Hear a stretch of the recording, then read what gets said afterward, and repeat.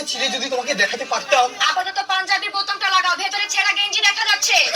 জানো উপস্থাপক আলিফ আমাকে তো বিয়ের প্রস্তাব দিয়েছে। কোথায় আলিফ? ওকে আজ আমি মেরে শেষ করে ফেলবো। ওকে এত ভালোবাসো? আরে না, 5 বছর আগে যদি এই প্রস্তাবটা দিত আমি জানে বাসে যেতাম। আমি করি, তুমি ঝগড়া করো, তুমি করো, তুমি ঝগড়া করো। আমি পায়ে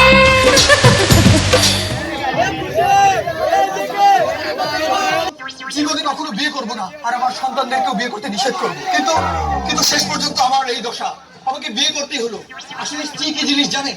স্ত্রী হলো একটা হাতের নীল সুটকেসের মতো, টানাও কঠিন, ফেলে দিতেও কষ্ট। কি বললে? আপনারা জানেন হাজবেন্ড মানে কি?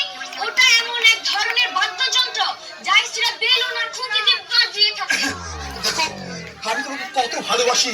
আমার হৃদয় ছিঁড়ে যদি তোমাকে দেখাতে পারতাম। আপাতত পাঞ্জাবির বোতামটা লাগাও, ভেতরে ছেঁড়া গেঞ্জি দেখা যাচ্ছে। দেখো, আগে যখন আমি অফিস থেকে বাসায় ফিরতাম, তুমি আমার জন্য লুঙ্গি গামছা এগুলো এগিয়ে দিতে, আর বাড়ির কুকুরটা কেমন ঘেউ ঘেউ ঘেউ ঘেউ করতো। আর এখন সেই কুকুরটাই লুঙ্গি গামছা এগিয়ে দেয়, আর তুমি কি করি? ঘেউ ঘেউ ঘেউ ঘেউ করো। শোনো, তুমিও কিন্তু এরকম করতে। বিয়ের প্রথম আমাকে বলতে তোমাকে কত সুইট লাগছে, একদম খেয়ে নিতে ইচ্ছে করছে। সেদিন কেন যে খায়া ফালাইলাম না। তোমার এই খাই খাই স্বভাবের জন্য আমি কত কষ্ট করে রান্না করি। আর আমি কত কষ্ট করে খাই। মানে তোমার খাবারের স্বাদ গোবরের মতো। তার মানে তুমি গোবরও টেস্ট করে দেখেছো? শোনো, আমি আজকে নিজ হাতে তোমার জন্য রান্না করব। বলো কি খাবে? মুড়ি আর সারাসু। বাজে কথা বাদ দিয়ে যাও, বাজারে থেকে একটি জন্ডিসওয়ালা মুরগি নিয়ে আসো।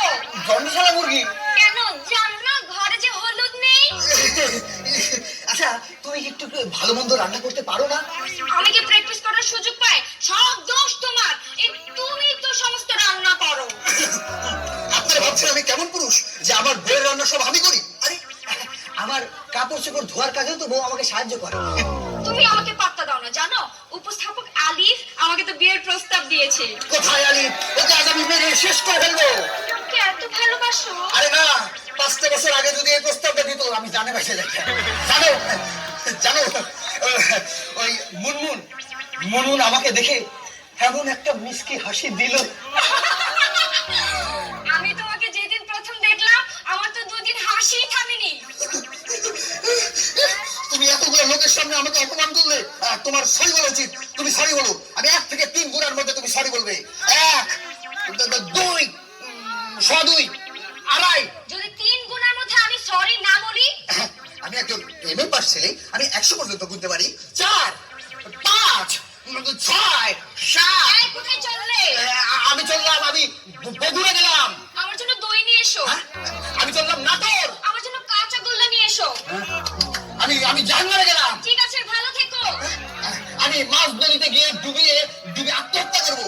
মাঝ নদীতে ডুবে আত্মহত্যা করবে? সাঁতারই জানে না। যা একটু ধাক্কা দিয়ে দিয়ে আসি। দাঁড়াও, শোনো লক্ষ্মী, তোমার জন্য আমি পান নিয়ে আসছি, ধরো। তুমি আমাকে এত ভালোবাসো, তোমার পান কোথায়? আমি পান ছাড়াই মুখ বন্ধ রাখতে পারি। কি? আমি মুখ বন্ধ রাখতে পারি না? এই যে আমি কিন্তু চুপ আছি, আমি কিন্তু কথা বলছি না, আমি কিন্তু চুপ আছি। আসলে সংসারে এরকম চুপচাপ থাকলে, ঝগড়াঝাটি না করলে কেমন যেন একটু মরা মরা লাগে।